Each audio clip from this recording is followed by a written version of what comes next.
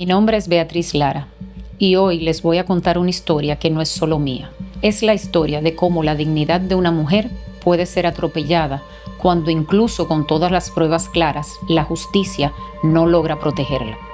Es la historia de cómo José Luis del Río Muñoz, ciudadano español y el hombre con quien formé una familia y un proyecto empresarial exitoso, gracias al apoyo económico de mi familia y al patrimonio conyugal que construimos juntos, ha usado el sistema judicial como un arma para desgastarme, silenciarme y privarme de lo que por ley me corresponde. Lo que van a escuchar es una historia de abuso económico y de violencia procesal. Esto no es solo una mirada de mi caso y de las pruebas que lo respaldan, es también una advertencia de cómo en los casos de divorcio una parte puede aplicar violencia económica, abuso de poder y abuso procesal para doblegar o someter a la otra. Y sé que no soy la única.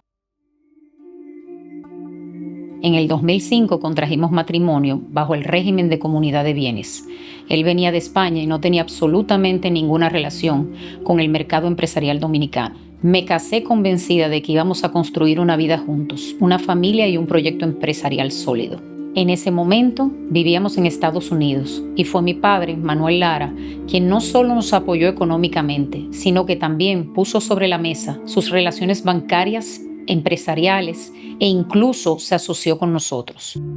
Así nació Newtek, una empresa que fundamos como Newtek S.A., hoy Newtek S.R.L., donde teníamos un 36% del capital, mi padre un 46% y un tercer socio el 18% restante. En el 2008, la revista Mercado destacó a Newtek, reconociendo que su origen estuvo en la iniciativa conjunta de mi padre y de José Luis. Ese artículo no solo prueba que mi padre era socio de la empresa, sino que el propio José Luis se autodenominaba allí como socio fundador, no como un simple representante legal o empleado como hoy, de forma conveniente, pretende presentarse. Con los años, y gracias al trabajo y al capital de nuestro patrimonio conyugal, esta empresa creció hasta convertirse en lo que es hoy.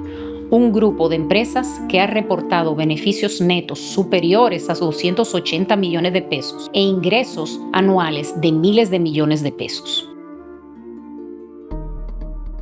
En el 2013, pasamos nuestras 36 cuotas sociales a una sociedad offshore en Panamá llamada Oakland Worldwide Corp. José Luis me dijo que era para reorganizar fiscalmente nuestro patrimonio conyugal. Yo confié en él, sin imaginar que en realidad estaba aceptando algo que acabaría jugando en mi contra. En 2016 compramos las acciones de mi padre por $5 millones, usando dinero de nuestras cuentas personales, dinero del matrimonio. Con esa compra, José Luis, a través de las sociedades panameñas Oakland Worldwide Corp y Cataluna Capital Inc., pasó a tener control total de la empresa con un 82% del capital. En ese momento, yo creí que esas offshores eran solo una forma de organizar mejor nuestros bienes. Ahora sé que formaban parte de un plan para que él se quedara con todo. Y no es coincidencia que desde que tuvo el control absoluto, nuestro matrimonio empezó a venirse abajo. El eje central del conflicto es que José Luis del Río Muñoz pretende sostener que no es socio de las empresas de la comunidad, sino un simple representante o empleado, escudándose en sociedades offshore en Panamá. Las pruebas presentadas ante los tribunales incluyen los pagos y los contratos de compraventa de cuotas sociales firmados directamente por Del Río o por personas de su círculo íntimo en representación de las sociedades offshore. Poderes y designaciones que le otorgan control absoluto sobre las empresas, sin necesidad de consultar a otros socios. Registros mercantiles y bancarios que confirman el flujo de dividendos desde las sociedades a cuentas personales de Del Río. Certificaciones de la Dirección General de Impuestos Internos y de la Superintendencia de Bancos que acreditan su relación directa con estas estructuras, a pesar de sus negativas en juicio. Este entramado no es una coincidencia societaria ni una estrategia fiscal legítima.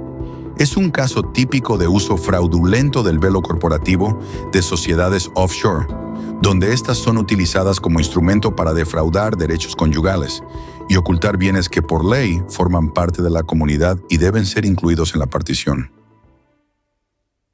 La relación empezó a cambiar justo después que José Luis consolidara su control absoluto sobre Newtek y Newtek Global. De repente empezó a aislarse, a estar ausente, el trato se volvió cada vez más frío y hostil. Hubo maltrato verbal, psicológico, económico, y todo eso coincidió con su relación sentimental con una empleada cercana de nuestra empresa.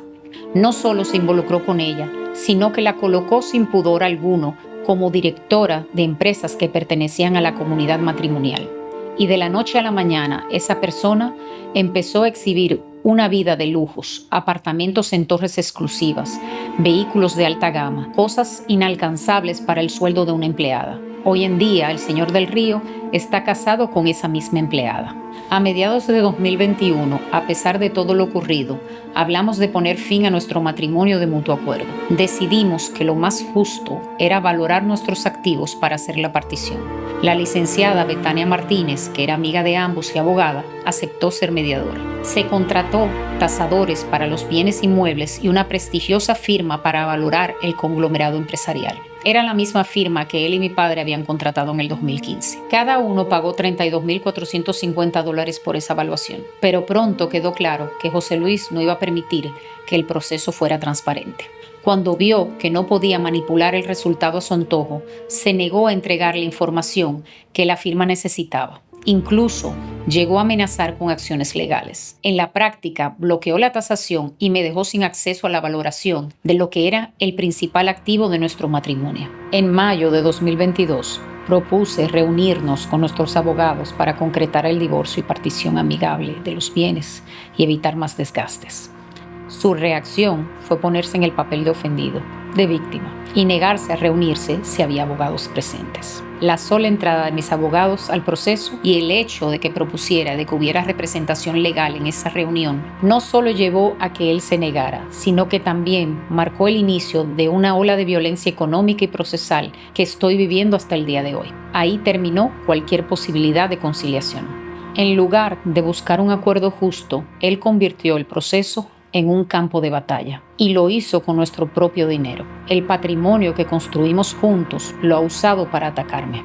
Durante todo este proceso, José Luis convenientemente ha ocultado información y ha usado las acciones judiciales como un arma y un escudo.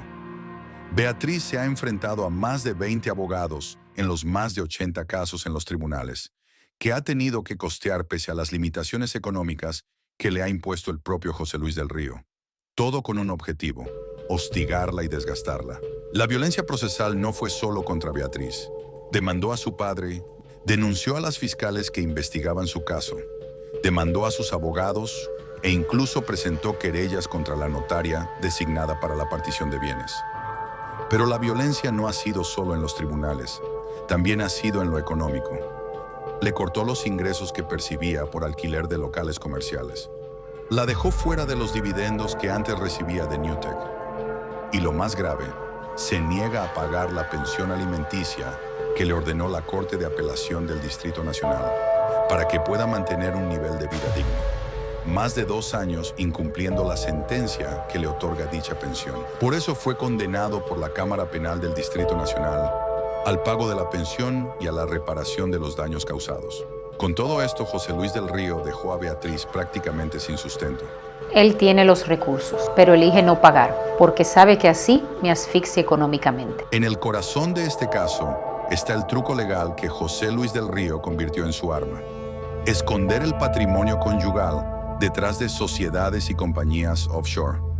En derecho, esto se conoce como velo corporativo, la figura legal que establece que la empresa y su dueño son entes separados. Pero cuando esa fachada se usa para ocultar bienes o defraudar, la justicia puede levantar el velo y mirar quién se beneficia realmente. Beatriz pidió a los tribunales levantar el velo para impedir que él siguiera usando estas sociedades como escudo. Pero su solicitud fue rechazada, dejándola expuesta al ocultamiento patrimonial.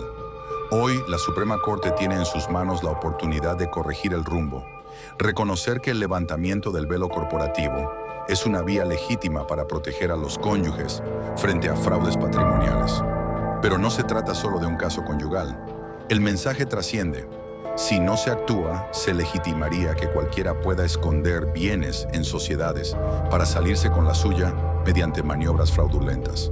El precedente que siente este fallo marcará la diferencia entre una justicia que permite usar las empresas como refugio del abuso y la corrupción, o una justicia que desenmascara esas fachadas para proteger lo que en derecho y en equidad corresponde.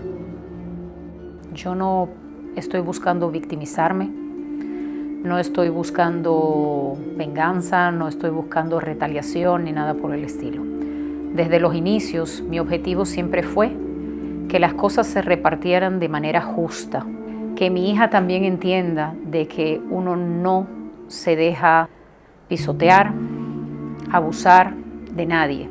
Este proceso mío ha sido agotador, emocional, psicológica, económica, y la realidad es que no me voy a dar por vencida bajo ninguna circunstancia.